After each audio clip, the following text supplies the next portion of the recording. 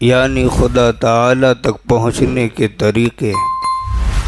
حضرت غوث صمدانی قطب ربانی امام طریقت پیشوائے حقیقت خواجہ بہاؤالدین نقشبند رحمۃ اللہ علیہ کے خاندان میں اللہ تعالی تک پہنچنے کے 3 طریقے ہیں۔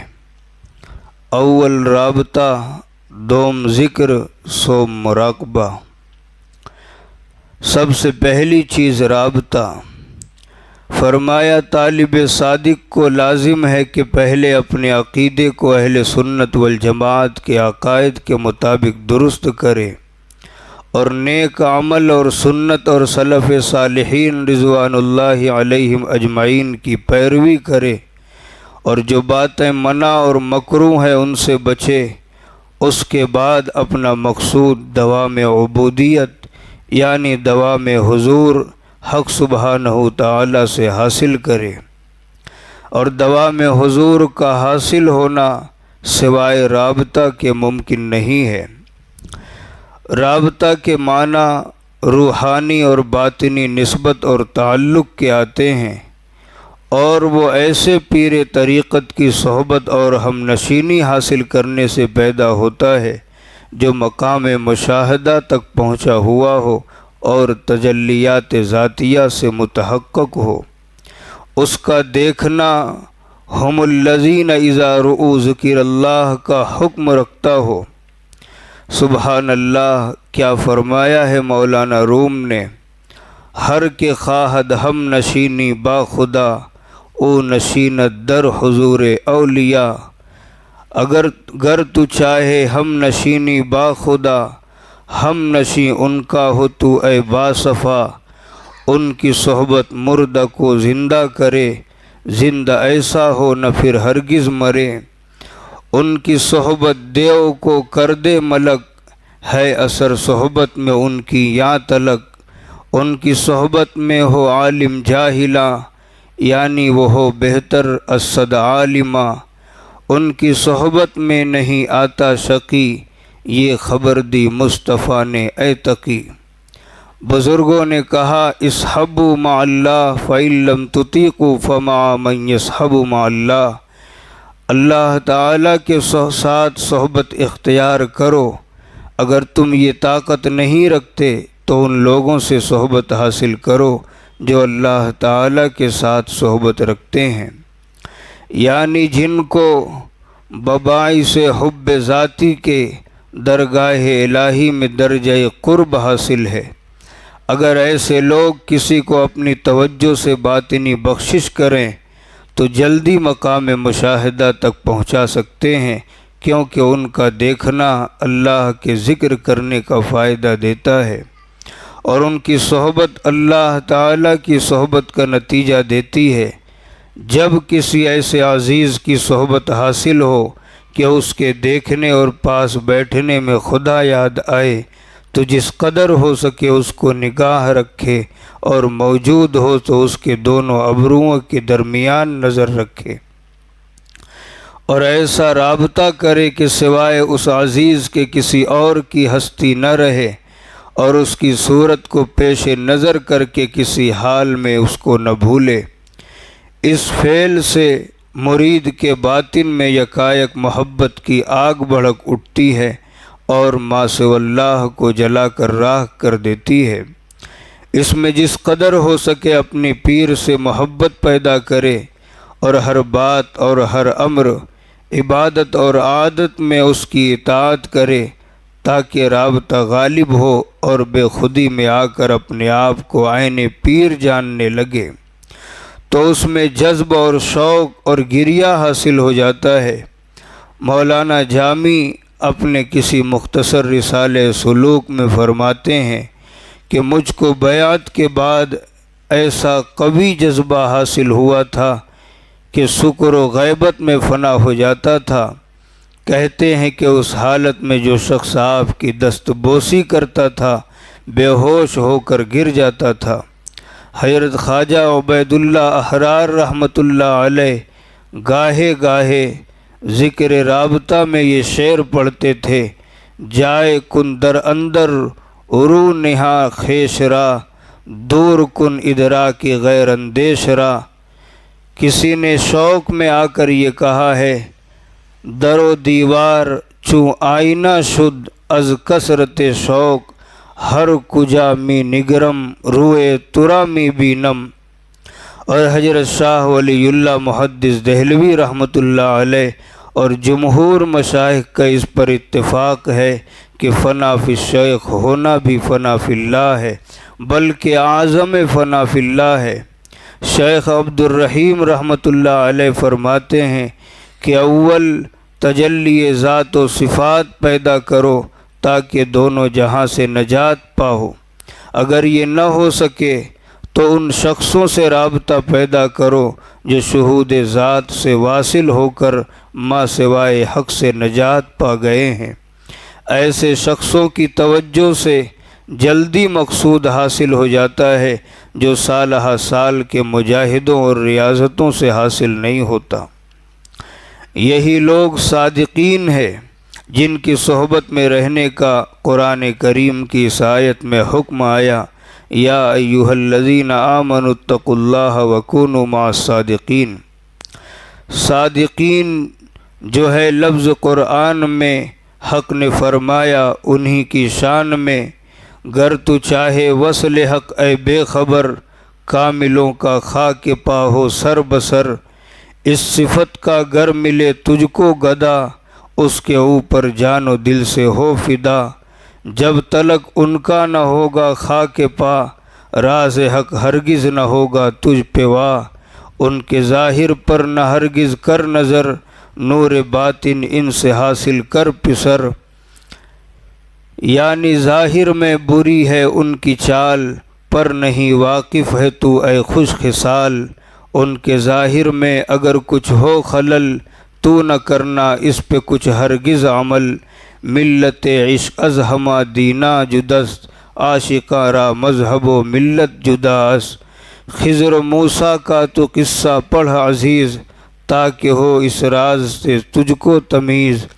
رابطہ کیا ہے یہ عینک ہے پسر، نور وحدت صاف آتا ہے نظر۔ خواجہ عبید اللہ احرار رحمۃ اللہ علیہ اس آیت کے دو طرح معنی بیان فرماتے ہیں۔ ایک تو یہ کہ سچے لوگوں کے ساتھ صحبت اور محبت رکھنے سے باطن میں ان کے اخلاق اور صفات حاصل ہو جائیں۔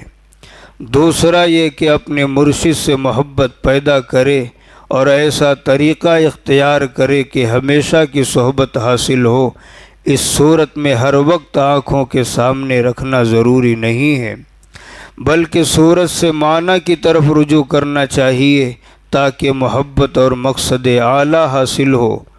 اور سچے لوگ وہ ہیں جن کی چشم بصیرت سے غیریت اٹھائی گئی ہو اور سوائے حق کے ان کو کچھ نظر نہ آتا ہو۔ اگر ایسا ہادی مل جائے تو طالب صادق کو چاہیے کہ اس کے دل میں اپنی جگہ بنا لے، یعنی جس طرح ہو سکے ایسے پیر کے ساتھ رضا حاصل کرے۔ جس وقت شیخ کے دل میں طالب صادق کی محبت جوش مارتی ہے تو اس وقت شیخ اپنی روح کو طالب کے روح کے ساتھ خوب زور سے ملا دیتا ہے تاکہ شیخ کی روح کا کمال طالب کی روح میں اثر کر جائے۔ تو اس توجہ سے صاف معلوم ہوتا ہے کہ دونوں روحوں کے ایک جا پر جمع ہو جانے سے جو کچھ شیخ کی روح میں کمال ہوتا ہے وہ طالب کی روح میں سما جاتا ہے۔ حضرت باقی باللہ فانی فی اللہ قدس سرہ کی توجہ مشہور زمانہ ہے۔ اکثر مشائخ اپنی کتابوں میں لکھتے ہیں، اور شاہ عبد العزیز صاحب رحمۃ اللہ علیہ بھی اپنی تفسیر میں لائے ہیں کہ ایک روز آپ کے مکان پر کئی مہمان آئے۔ اس روز آپ کے یہاں کھانے کو کچھ موجود نہ تھا۔ آپ کو ان کے کھانے کے لیے فکر ہوئی اور ان کے لیے کھانا تلاش کرنے لگے۔ اتفاقاً ایک نان بائی کی دکان متصل تھی۔ وہ اس بات کی خبر پا کر ایک خوان روٹیوں کا بھرا ہوا اور نہایت عمدہ لذیذ اور مرغن کھانا لے کر آپ کی خدمت میں حاضر ہوا۔ آپ اس کو دیکھ کر بہت خوش ہوئے۔ مہمانوں کی خدمت سے فارغ ہو کر فرمایا مانگ کیا مانگتا ہے؟ اس نے عرض کی کہ مجھ کو اپنا سا کر دیجئے۔ فرمایا تو اس حالت کو تحمل نہ کر سکے گا، کچھ اور مانگ۔ وہ اسی بات کا سوال کیے جاتا تھا اور خواجہ علیہ الرحمہ انکار فرماتے تھے۔ جب وہ بہت عاجزی کرنے لگا تب ناچار ہو کر اپنے حجرے میں لے گئے اور تاثیر اتحادی کی توجہ فرمائی۔ جب حجرے سے باہر نکلے تو خواجہ اور نان بائی کی شکل و صورت میں کچھ فرق اور تمیز نہ تھی، مگر یہ کہ حضرت خواجہ ہوشیار تھے اور نان بائی بے ہوش تھا۔ القصہ اس نان بائی نے اسی سکر اور بے ہوشی میں وفات پائی۔ مولانا روم نے کہا ہے، ترجمہ: قوت جبریل کھانے سے نہ تھی وہ دیدار خدا سے اے اخی، قوت ابدال حق اس طور سے، حق سے تو جان اور نہیں ہے کھانے سے، جسم ان کا نور سے پیدا ہوا تب ملک اور روح سے وہ بڑھ گیا۔ تو اب دیکھیے ایسے شخص کو جو درجہ یکدم میں حاصل ہوا، سالہ سال کے مجاہدوں سے بھی حاصل نہ ہوتا۔ اگر یہ محبت طالب کو حاصل ہو تو چاہیے کہ تمام اطراف سے منہ پھیر کر عجز و نیاز کے ساتھ شیخ کی خدمت میں حاضر رہے، اور اگر غائب رہے تو بھی اپنے مرشد کی طرف متوجہ رہے اور مال و جان اس پر قربان کرے۔ منقول ہے کہ ایک فقیر نے کسی فقیر سے پوچھا کہ جب تم پر تمہارے پیر خفا ہوتے تھے تو تمہیں کیا کہتے تھے؟ اس نے کہا کہ ایک روز مجھ پر سخت خفا ہوئے اور فرمانے لگے کہ میں فقیر ہوں، جب تم ہمارے پاس آتے ہو اللہ اللہ کرتے ہو اور جب باہر جاتے ہو سب کچھ بھول جاتے ہو۔ پھر اس فقیر نے کہا کہ تم اس کے جواب میں کیا کہتے تھے؟ اس نے جواب دیا کہ میں چپ ہو جاتا تھا۔ اس فقیر نے کہا تمہیں مناسب یہ تھا کہ تم اس طرح عرض کرتے کہ حضرت میں خدا کو کیا جانوں، میں تو آپ ہی کو جانتا ہوں۔ ایک روز حضرت خواجہ عبید اللہ حرار رحمۃ اللہ علیہ اپنے یاروں میں سے کسی کو فرمانے لگے، اگر تم کو حضرت خواجہ بہاؤالدین کی صحبت میں نسبت حاصل ہو، پھر کسی اور بزرگ سے کچھ حاصل ہو تو تم کو مناسب ہے کہ اپنے پیر ہی سے سمجھو۔ منقول ہے کہ ایک روز حضرت قطب الدین حیدر علیہ الرحمہ کا مرید حضرت شیخ شہاب الدین قدس سرہ کی خدمت میں حاضر ہوا۔ جب بھوک لگی تو پیر کے شہر کی طرف منہ کر کے کہنے لگا، قطب الدین حیدر شیئا للہ۔ حضرت شہاب الدین رحمۃ اللہ علیہ اس کی بات سمجھ گئے اور آپ نے کھانا منگوا کر کھلا دیا۔ جب وہ کھا چکا تو کہنے لگا، الحمدللہ قطب الدین کہ آپ ہم کو ہر حال میں یاد رکھتے ہیں۔ آپ کے مریدوں میں سے ایک شخص نے عرض کی کہ حضرت یہ عجیب آدمی ہے کہ کھانا آپ کا کھاتا ہے اور شکر اپنے پیر کا بجا لاتا ہے۔ فرمایا اگر کسی شخص نے مریدی کا طریقہ سیکھنا ہو تو اس شخص سے سیکھے، کیونکہ مرید جہاں سے بھی فیض اٹھاتا ہے اپنے پیر ہی کی طرف سے سمجھتا ہے۔ حاصل کلام یہ کہ مرید اپنے دل کو شیخ کی محبت کے سوا ہر چیز سے خالی کر دے اور اسی کے فیض کا منتظر رہے۔ اگر حاضر ہو تو اس کے چہرے کی طرف دیکھے، غائب ہو تو اس کو تصور سے اسی طرح کام لے، مگر خدا جانے تو پیر کس کو سمجھتا ہے؟ پیر صادق وہ ہے جو رسول اللہ صلی اللہ علیہ وسلم کی متابعت اور سنت و شریعت کی پابندی میں ثابت قدم ہو اور رسول خدا صلی اللہ علیہ وسلم کی محبت میں فانی ہو اور جس پر ایک نظر کرے اس کو ملک و ملکوت کے اسرار دکھائے، یا رسول اللہ صلی اللہ علیہ وسلم کے حضور پہنچا دے، اور وہ ایک آئینہ اخلاق اوصاف نبوی کا ہو۔ بعض اوقات زمین و آسمان، عرش و فرش اور ملکوت و جبروت سب کچھ اس کو نظر آئے اور اپنے مریدوں کو خاص وقت میں دیکھے۔ اگر اس کا مرید مشرق یا مغرب میں ہو تو اس کے حال کی خبر رکھتا ہو اور اس کے واسطے غائبانہ اللہ سے دعائیں مانگے، اور ان میں جو بری خصلتیں ہوں ان کو اپنی توجہ سے دور کرے، اور جو اس کے مرید حاضر یا غائب ہوں اپنی توجہ کی قوت سے سب کو فیض پہنچائے۔ اگر اس قابل نہیں تو وہ پیری کے لائق نہیں۔ کیا عمدہ فرمایا ہے مولانا عبد الصمد نے، جب تلک حاصل نہ ہو تجھ کو کمال، خلق سے بیعت نہ لے اے خوش خصال، کس کو کہتے ہیں کمال اے نیک نام، ما سوا حق کے محبت ہو حرام، نور وحدت کا ہو دل پہ یہ اثر، ما سوا حق کے نہ کچھ آئے نظر، جس کو دیکھے چشم دل سے اے حبیب، نور وحدت سے وہی ہو با نصیب، جب تلک ایسا نہ ہو تجھ میں اثر، تیری پیری مکر ہوگی سر بسر، پیر جی ہوں یا کہ عالم بے نظیر، یہ نہیں پیری کے قابل اے فقیر، گوش دل سے سن ذرا یہ گفتگو، کام آئے گی خدا کے روبرو، دیکھ لے لکھتے ہیں شمس العارفین، یعنی مولانا کے مرشد مرد دیں، کار مردہ روشنی وہ گرمی است، کار دونا حیلہ وہ بے شرمی است۔ جس وقت ایسا پیر مل جائے تو ہر حال میں وہ حقیقت اپنے آنکھوں کے سامنے رکھے، اور ایسے مرتبے کو پہنچ جائے کہ تمام اشیاء کو اپنے آئینے میں دیکھے، اس وقت تو اس کو خلقت حجاب نہ ہوگی، بلکہ اپنی قوت جذبہ سے اور لوگوں میں تصرف کرے گا، اور اس حالت میں اپنے آپ کو غصے سے بچائے، کیونکہ غصہ اور حب دنیا اس نسبت کو خالی کر دیا کرتی ہے۔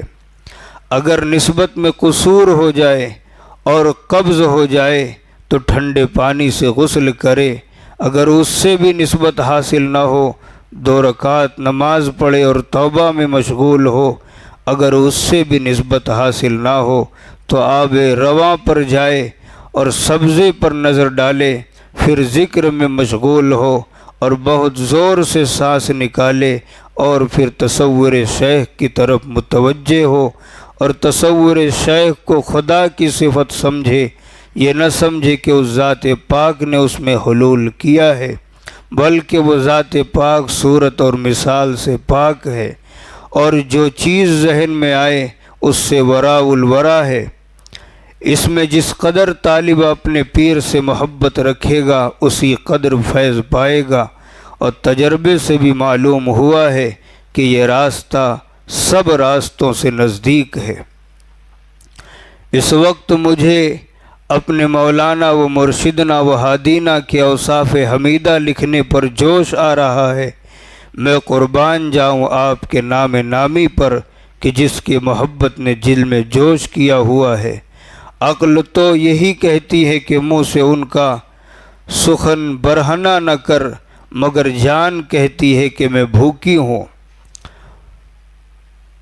مثنوی: لب کو سی دیدہ کو بند کر اے زباں، لب کو سی دیدہ کو بند کر اے زباں، تا نہ ہو خون دل جانے جہاں، کر تمنا تو نہ اندازے سے دور، ایک تنکے سے اٹھے کب کوہ طور، تب کہا جان نے کہ انی جائع، فرتجل فالوقت سیف قاطع، صوفی ابن الوقت ہو اے خوش رفیق، وعدہ فردا نہیں شرط طریق، چپ رہو اے جان اے جاں، چپ رہو اے جاں، خون ریزی نہ کر، شمس تبریزی سے تو تیزی نہ کر۔ آپ کے اوصاف حمیدہ اور کرامات اگر لکھوں تو بے شمار ہے، مگر تھوڑا سا حال جس سے آپ کی سچائی اور ولایت ثابت ہو بیان کرتا ہوں۔ ایک روز میں میاں حبیب اللہ قطب الدین پیندہ خان اور ان کے علاوہ اور اصحاب 11 کے قریب جمع تھے۔ جناب اس وقت ایک جنگل مٹھن نام میں رونق افروز تھے۔ جس وقت ہم لوگوں نے قدم بوسی کی اور دیدار سے مشرف ہوئے تو آپ دیکھتے ہی سب دوستوں کو جذب ہو گیا۔ ان میں سے ایک دوست کی یہ حالت ہوئی کہ سب سے تنہا ہو گیا۔ ہم نے اس کی تنہائی کا سبب پوچھا تو اس نے جواب دیا کہ مجھ سے کچھ نہ پوچھو۔ دوسرے دن ہم سب رخصت ہوئے تو رستے میں وہ نماز اشراق پڑھنے لگا، یہاں تک کہ 2 گھنٹے اس نے ایک رکعت میں گزار دیے۔ فراغت کے بعد ہم نے پوچھا کہ تمہارا کیا حال ہے؟ اس نے جواب دیا کہ بھائی، جس وقت سے میں نے حضرت صاحب سے ملاقات کی ہے اس وقت سے میرے سینے میں نورانیت کا چراغ روشن ہو گیا ہے، اور میرے دل کی یہ حالت ہے کہ سوائے حق کے کچھ نظر نہیں آتا، اور جو کچھ میں دیکھتا ہوں اس کو بیان نہیں کر سکتا۔ نماز کی یہ حالت ہے کہ اگر ایک سجدے میں دن گزار دوں تو بھی شوق زیادہ ہے۔ اب تم مجھ کو خدا کے واسطے چھوڑ دو اور چلے جاؤ۔ پھر ہم سب اس کو چھوڑ کر اسٹیشن کی طرف چلے گئے۔ پھر عصر کے وقت وہ اسٹیشن پر آ ملا۔ اسی حالت میں دن بدن ترقی ہوتی گئی۔ دوسرا واقعہ، ایک روز موسم گرما میں میں تنہا آپ کی خدمت میں گیا تو آپ اسی جنگل میں تشریف رکھتے تھے۔ مجھے گرمی سے از حد تکلیف ہوئی، رات کو کھانے کو جی نہیں چاہتا تھا۔ فرمانے لگے، کس واسطے تم کھانا نہیں کھاتے؟ عرض کی کہ قبلہ عالم بسبب گرمی کے میرا جی نہیں چاہتا۔ آپ نے اپنے ہاتھ مبارک سے چاولوں کا لقمہ اٹھا کر فرط محبت سے میرے منہ میں ڈالا اور پھر اٹھایا۔ میں نے عرض کی کہ قبلہ عالم بالکل جی نہیں چاہتا۔ فرمانے لگے، اب کیا کریں؟ میں نے عرض کی کہ دعا کریں کہ اللہ کریم بارش کرے۔ آپ نے اسی وقت ہاتھ اٹھا کر دعا مانگی اور میں آمین کہتا تھا۔ اس کے بعد آپ نے فرمایا کہ اذان دو۔ جب ہم نماز کے فریضے سے فارغ ہوئے تو ہمارے سر پر رعد اور بادل گرجا۔ فرمانے لگے، میں مکان پر جاتا ہوں۔ آپ مکان پر تشریف لے گئے۔ میں نے ابھی 2 رکعت سنت تمام نہ کی تھی کہ بارش سے میرے تمام کپڑے تر ہو گئے، اور اس قدر بارش ہوئی کہ جہاں نظر پڑتی تھی پانی ہی پانی نظر آتا تھا۔ اسی طرح آپ کی برکت سے وہ کام سر انجام ہوئے ہیں کہ بیان سے باہر ہے۔ تیسرا واقعہ، راولپنڈی میں جناب قاضی نور شاہ صاحب رہتے۔ فرماتے ہیں کہ ہمارے گھر میں جن از حد تکلیف دیتا تھا، یہاں تک کہ چراغ گل ہوتے ہی ہر طرف سے اسباب گرنے پڑنے کی آواز آنی شروع ہو جاتی تھی، اور وہ ہر ایک چیز کو آپس میں ملا دیتا تھا۔ ہماری ایک لڑکی اسی مرض میں فوت ہو گئی اور دوسری کو یہ بیماری شروع تھی، تو ہم نے ایک روز حضرت صاحب کی خدمت میں عرض کی اور اپنی تکلیف سنائی۔ آپ نے دعا فرمائی۔ پھر میں نے عرض کی کہ حضرت غریب خانے پر تشریف لے چلیں تو عنایت سے بعید نہیں۔ آپ نے منظور فرما لیا۔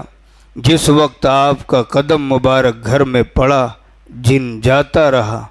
پھر ایک روز مجھے خواب میں ملا اور کہنے لگا کہ میں عرصہ دراز سے یہاں رہتا تھا، لو اب رخصت ہوا۔ اس ولی کی برکت کے سبب پھر کبھی نہیں آؤں گا۔ چوتھا واقعہ، ہمارے دوستوں میں سے ایک دوست پیندے خان کی والدہ کو 40 برس سے جن کی بیماری تھی۔ ہر چند معالجہ کیا جاتا تھا مگر فائدہ نہیں ہوتا تھا۔ وہ بہت تنگ آ گئی اور اکثر فقیروں کے پاس جا کر بھی لاچار ہو گئی۔ اتفاقاً جناب حضرت صاحب کی خدمت میں یہ واقعہ پیش ہوا۔ فرمایا، اس کو یہاں لاؤ۔ جب وہ آئی آپ نے کلمہ شہادت تلقین فرمایا اور باطن سے توجہ کی۔ آپ کی توجہ کی برکت سے وہ جن پھر کبھی واپس نہ آیا۔ آپ کی دعا سے بہت سے ناخواندے عہدے دار بن گئے، بہت سے مسکین مالدار ہو گئے۔ بعض اوقات آپ کی توجہ کی یہ حالت ہوتی کہ تلقین کرنے کے بعد اسی وقت آدمی بے ہوش ہو جاتا تھا، اور جو بے ہوش نہیں ہوتے تھے تو ان کے دل میں ذکر کا جوش اور عجیب حالت اور شہود حق کا ظہور ہوتا تھا۔ اکثر اوقات آپ رحمۃ اللہ علیہ کے ساتھ توجہ میں مولانا غلام نبی اور سید جماعت علی شاہ صاحب بیٹھتے تھے، اور شاہ صاحب کی یہ حالت تھی کہ جس طرف توجہ کرتے اس کو اسی وقت جذب و شوق اور گریہ ہو جاتا تھا۔ آپ فرماتے تھے کہ شاہ صاحب محنت کش آدمی ہیں، ان کی حالت اکثر دنیا کی طرف سے سرد ہو گئی ہے اور تنہائی کو پسند کرتے تھے، اور فرماتے تھے کہ اس شخص نے اپنے نفس کو قابو میں کیا ہے۔ کھانے کے وقت ہر ایک شخص اچھی غذا کھاتا ہے، مگر وہ روکھی سوکھی پر صبر کرتے تھے۔ حافظ جماعت علی شاہ صاحب پر آپ کی نظر مہربانی بہت تھی۔ جس روز آپ نے ان کو تلقین فرمایا اور باطنی توجہ سے معمور فرمایا تو حافظ صاحب کی اس وقت یہ حالت تھی کہ مثل ماہی بے آب زمین پر تڑپتے تھے۔ 1 برس تک ان کی یہی حالت رہی، اور تلقین کے بعد اسی وقت آپ نے تاج مبارک ان کے سر پر رکھا اور موزون کیا۔ جس وقت مولانا و مرشدنا راول پنڈی تشریف لائے تو میں نے عرض کی کہ یا سیدی، آپ نے شاہ صاحب کو بہت جلدی موزون کیا ہے۔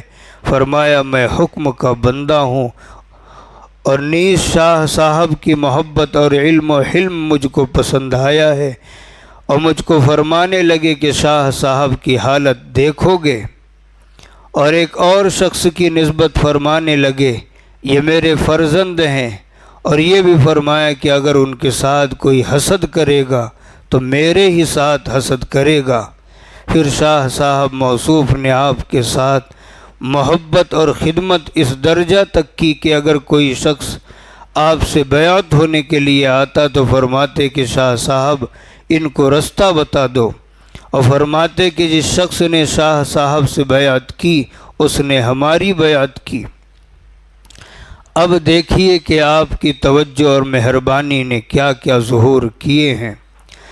دوسرے شاہ صاحب کرتوالے یعنی مولانا اکبر شاہ صاحب اور مولانا مولوی صاحب بگے والے، آپ نے ایک نظر سے ان کا حال متغیر کر دیا، اور مولوی صاحب مرحوم کی یہ حالت تھی کہ ہر وقت ذکر میں مشغول رہتے تھے، اور شاہ صاحب کی یہ حالت ہے کہ رات بھر جاگتے رہتے ہیں اور درود و عشق و صادقیت کے نشان نظر آتے ہیں۔ اکثر اوقات اپنی زبان مبارک سے شاہ صاحب کی صفت کیا کرتے تھے، اے دل تو کہاں تک آ جناب کے اوصاف و کرامات بیان کرے گا، اس چھوٹی سی کتاب میں ہرگز گنجائش نہیں ہے، اور آپ کے اصحاب کا کہاں تک ذکر کرے گا، وہ ایک سے بڑھ کر ایک ہیں۔